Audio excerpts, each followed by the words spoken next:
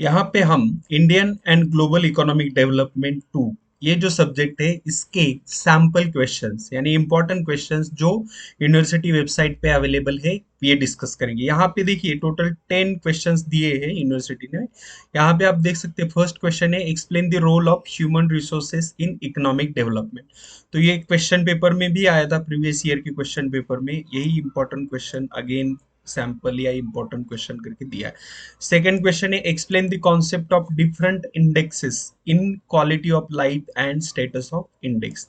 Okay, तो इसमें gender development index, poverty index, hunger index, ये जो सारे चार पांच इंडेक्स है ये एक्सप्लेन करने आपको। Explain the concept of different indexes. Okay, जो भी डिफरेंट इंडाइसेस है उनके कॉन्सेप्ट हमें एक्सप्लेन करना है इन क्वालिटी ऑफ लाइफ, कि लाइक जेंडर डेवलपमेंट इंडेक्स कैसे करता है, then hunger index, poverty index.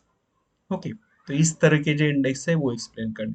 Next है explain the role of foreign capital in economic development. तो फॉरेन कैपिटल जो आता है in the form of FDI and FII, उसका रोल क्या है इन द इकोनॉमिक डेवलपमेंट, इस पे ये क्वेश्चन है, तो ये भी देखना है।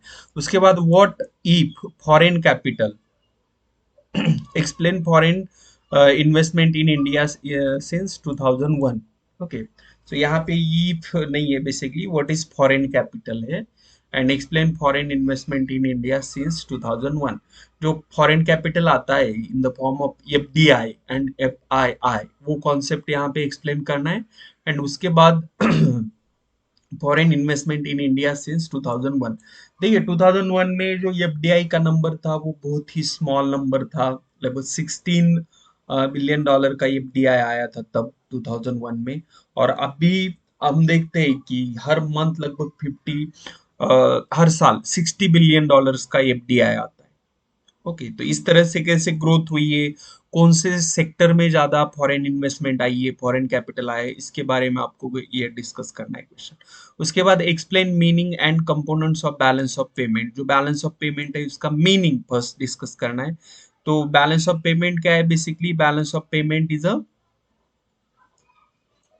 Systematic record of economic transactions between a country and rest of the world. तो उसका रिकॉर्ड है एंड उसके कंपोनेंट्स, तो कंपोनेंट क्या आते हैं इसमें देखिए, मेन है करंट अकाउंट, कैपिटल अकाउंट, और उसके बाद रिजर्व का अकाउंट रहता है। तो current account, capital account explain करना है कंपोनेंट में आपको।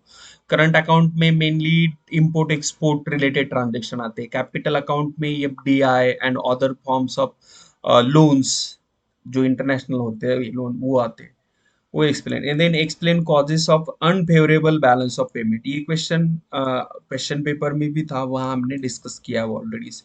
Then what is international monetary fund, explain functions of IMF. ये भी क्वेश्चन ऑलरेडी क्वेश्चन पेपर में आया था, वही डिस्कस किया। Then explain the concept and functions of world trade organisation. अभी ये वर्ल्ड ट्रेड ऑर्गेनाइजेशन क्या है, इसका कॉन्सेप्ट क्या है। तो जैसे हमने डिस्कस किया था क्वेश्चन पेपर में कि ये 1 जनवरी 1995 को फॉर्म हुआ है and it is a successor to gate.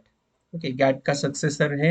And इसका मेन पर्पस क्या है कि to facilitate the international trade, promote the international trade. Okay, जो tariff and non tariff barriers है, ट्रेड में जो बैरियर्स आते हैं, ट्रेड बैरियर्स, जब इंटरनेशनल ट्रेड होता है इम्पोर्ट कुछ बैरियर्स आते हैं, उन बैरियर्स को कम करना, क्योंकि ये मेनली काम है उनका उनका देन अगर दो कंट्री के बीच में कुछ झगड़ा है तो ग्रीवेंस रिड्रेसल का भी सिस्टम है। ओके, उसके बाद टेरिफ नॉन टेरिफ बैरियर्स के लिए भी ये गाइडलाइंस इशू करते हैं। इस तरह से functions of world trade organisation लिख सकते हैं। उसके बाद explain the objectives of international bank for reconstruction and development, that is world bank. तो वर्ल्ड बैंक का देखिए मेन ऑब्जेक्टिव क्या था, रिकंस्ट्रक्शन। मतलब वर्ल्ड बैंक कब फॉर्म हुआ था, world bank and IMF form किए गए थे 1944 में, आफ्टर सेकंड वर्ल्ड वॉर।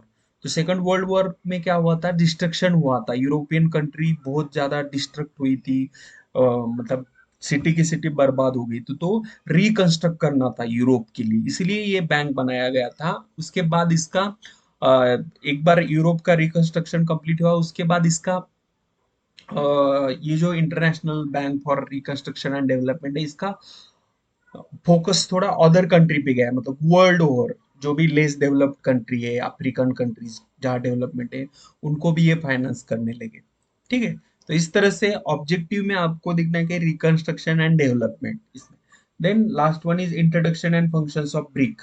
तो ये जो ग्रुप है, ब्रिक का ग्रुप है, इसमें Brazil, Russia, India, China and south Africa, ये 5 कंट्री, इनका पर्पस क्या है एंड ये क्यों फॉर्म किया गया था। तो देखिए, किसी भी इंटरनेशनल ग्रुप का मेन पर्पस होता है cooperation, international financial and trade related cooperation.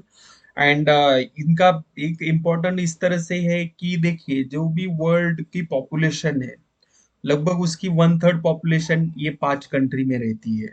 Okay, तो इस तरह से इम्पोर्टेंस है। इकोनॉमी भी हम देखेंगे तो चाइना की बड़ी इकोनॉमी है, इंडिया की है, रशिया की, ब्राजील, साउथ अफ्रीका, मतलब इमर्जिंग इकोनॉमीज थे। तो ये इस तरह से एक ग्रुप बना था। इसके बारे में फैक्चुअल इंफॉर्मेशन आप स्टडी करके ये लिखते थे। ये इंपॉर्टेंट क्वेश्चंस थे। ओके, और पहले हमने क्वेश्चन पेपर तो ऑलरेडी डिस्कस किया है।